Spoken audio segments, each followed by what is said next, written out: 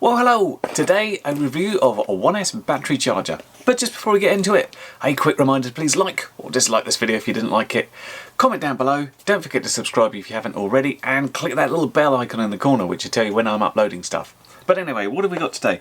Pretty quick review because there's not much to these, but fairly useful thing. This is from URUAV? URUAV? I don't know. It's a 1S multiple battery charger, which is quite nice in itself, and it's got a little colour screen, which is quite funky. I also wanted to talk about 1S charging in general, and what you generally get and what you might need, and doing a little bit of a comparison, because the other day I reviewed the little Eachine trash can, great little quad, but it came with this little USB charger that could do one battery at a time, and there's this little switch here, which I think changes between the amount of milliamps or whether it's high voltage or not. I can't remember because I didn't use it and I didn't read the instructions because it would take hours for me to charge up batteries to do any flying. Instead, I used this thing that came in the package for the Modular 7, and it's very similar, the reason I mention this, to other ones carried on Banggood, specifically by Eachine. In fact, they do two which are both the same as this and exactly the same, one of which is slightly see-through and is more expensive. The other one isn't see-through and is slightly cheaper. I was like, I'll kind of buy that one. So I wanted to talk about kind of this thing versus that thing, because actually this has a lot of extra features, but there's a couple of little advantages with this as well. So I'll show you what you're getting here, because it's not much to it. Inside the box, very brief instructions, and in this case there is the unit itself. And at this point, to really show you what's going on with that, let's switch to close-up so we can have a proper look, because you can't see what's going on here in the light. So, despite this being a review for this one, I'm actually going to start off talking about this to show you what it can do, because it's a fairly good charger, and for a lot of people, this might completely suit what they're doing. So, this is what you get with the Modular 7, and it's exactly the same as two of the Eachine models, as I mentioned. What I like about it particularly is that it can be driven by an XT60 or a DC input. And although, you know, out in a field you might be saying, yep, brilliant, I want to use an XT60. Indoors, when you're flying indoors, because these are whoops of course, I find it pretty useful to have a DC input there, so I can just plug it in the wall and not have to think about using batteries. Now, it's fairly simple how it works, but what it does is pretty good. You see you've got 6 channels here, and you've got 2 switches. They switch between 200 milliamp charge and 600 milliamp charge. So if you've got a 200 milliamp battery, or up to 600 milliamp batteries, use it on the 2 or 0.2 amps. Otherwise, switch to 0.6 amps if it's above that. We've also got another switch here.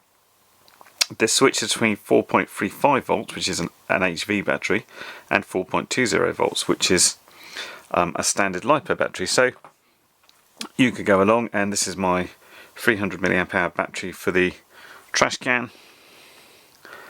Plug that one in number 1 like so, and then I've got my 250 milliamp high voltage battery for my Modular 7, so I could plug that in there. And what I'll do is I'll put this onto regular voltage, like so. So I got this 450 milliamp regular LiPo for some brush quads. I can put that in there, and I can set that one, because it will also take these smaller batteries. This is, I call this a traditional Whoop battery. I think the connector for this is called an MCX, and the ones for these type of batteries which are coming along on the sort of little 2S things are called an MCPX, I think. But again, you can, these plug in okay, and so you can, well, I've just found an interesting problem with this one. If you're trying to get these batteries in, you're going to struggle on this one. They will fit in the other one, but not on that side. Yeah, that works, and then I can plug that one in there. Okay, well that's an interesting problem. These batteries won't fit in that end because it's too close to the lip, unless you've got a little thing. Anyway, what these show you is the green light shows you it's charging. If it's flashing, then it generally means that it's finished or there's no battery on there. And what you see, it tells you what's happening on each one. So it's given us the current voltage at the moment. Channel 3, 4.14 volts. Channel 4 up here, 3.8 volts. The empty ones, it will say 4.2 and should be 4.3. And it's also got, it says no connection there because that would be the LiPo, and it also has a USB out, so that would be 5 volts at 2.1 amps. And this is a fairly good charger. The only thing, well, its downside, apart from the fact these batteries you can't fit in this side unless they've got some sort of lead with them, is you've only got two levels of charging. You've got 0.2 amps or 0.6 amps. So things like this 450 battery, which I wouldn't want to do on a 0.6 amps, is going to take twice as long as it should do, because it's only going to put in 200 milliamps at a time. But again, if you're flying on like 300 milliamp, 200 milliamp batteries, not so much of a big deal there, because it's not going to take that much. And this works pretty well. You just put it down there, you know, and in a while you have some charged batteries, and you can do 6 at a time, which is pretty good, because that gives you, if you're flying with 2 of these little 1S batteries in series, you've got, you know, 3 flights ready to go. So let's move over now to the other charger.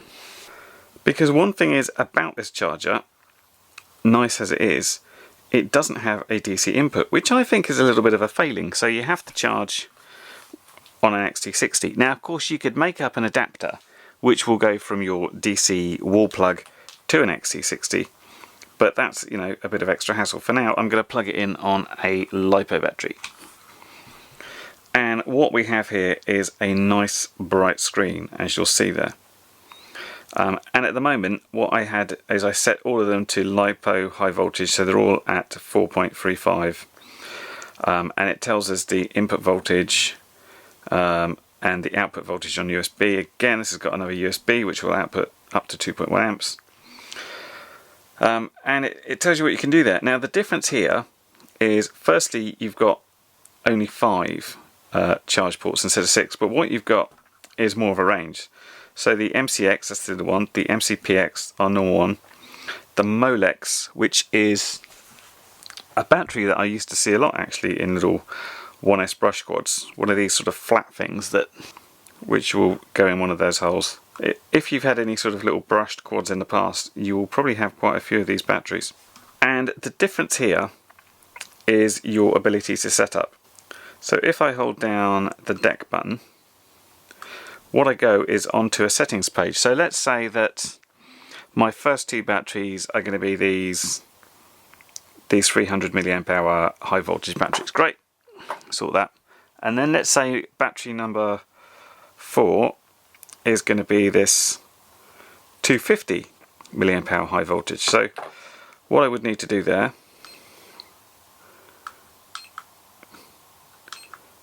is press the type button and say I only want 0.2 amps there.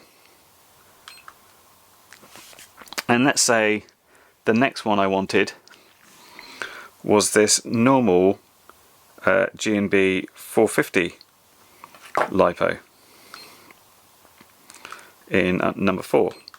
So I could just go down to number 4 and say I want regular LiPo. It actually does something called LiLo as well. I don't know what that is. And I want that to charge at 0.4. And lastly, let's charge this guy. This is a 600 milliamp hour 1S.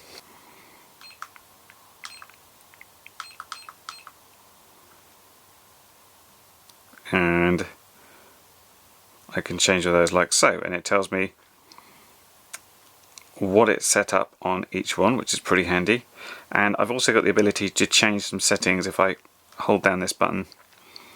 It's not much to it really. Backlight, voice I think is, thanks for coming back. Voice I think is just a beeping, USB out, low voltage and sleep, so it turns the light off after 60 seconds. So just plugging those in, it's just a case of really moving around, and you can see all the connectors I've got. So let's plug these in. 1, 2, 3, Okay, and you see that's charging away there.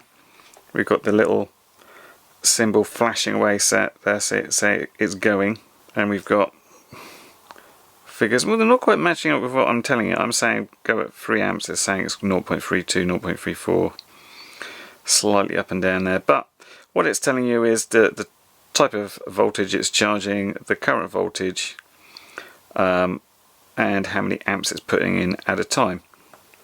Of course, these are 1S batteries, so there's no concept of balance charging because they've only got the one cell. So it's just a case of putting power in it until it holds that particular charge there. One thing for both of them, when they finish, you don't really get much of an idea. It doesn't beep or anything, which would be useful. Instead, you just see that this one is at 4.2 and it's now showing not charging, basically. That's it. Okay, when it's done on this one, it's normally I expect it to be flashing a little bit like these ones, but on this one, which is a non-high voltage battery, the light just seems to go off when it's done. On the HV ones, they seem to flash. So again, it's not a fantastic visual representation, but you get an idea of if the battery's done or not, at least. Now the problem with these is there's not really a clear winner. I like the fact you've got the DC input here. I like this for having more of a sort of visual easy status about what's going on and having more options and being able to alter each channel exactly to put in as many amps as you want, up to 1 amp. If you've just got 200 milliamp or 300 milliamp hour batteries, then this is going to do 6 at once, and you know, it has a display, it cycles around and you know what's going on. It's just not quite as instant as this one, which tells you what's going on at all times, but both are very good. So once again, I'm stuck in a category of kind of swings and roundabouts. This does 2 really useful things, whereas this slightly flashy one doesn't. This will charge 6 batteries at a time, and it will take a DC jack input from a wall plug, which is really good. And you know, you will come up, if you're flying these sort of 2S swoops, you'll start having little stacks of these batteries, and you'll want to do lots at a time because it's literally turn this on and in an hour you can go out and fly a whole bunch of batteries. But I do like the fact that this will take a different set of connectors. You can put each channel for as much amps as you want. I don't like the fact you have to have an XT60 connector, and having 5 batteries instead of 6 or 4 is really weird because it's that odd number. Now, it's not so bad if you're flying like on 1 battery and 1S.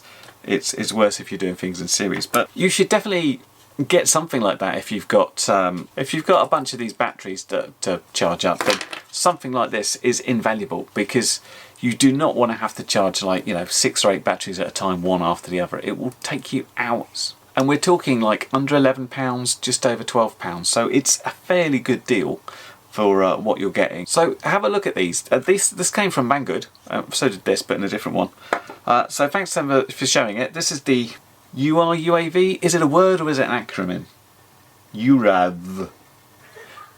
Anyway, I hope this has been a helpful video, and I will see you next one.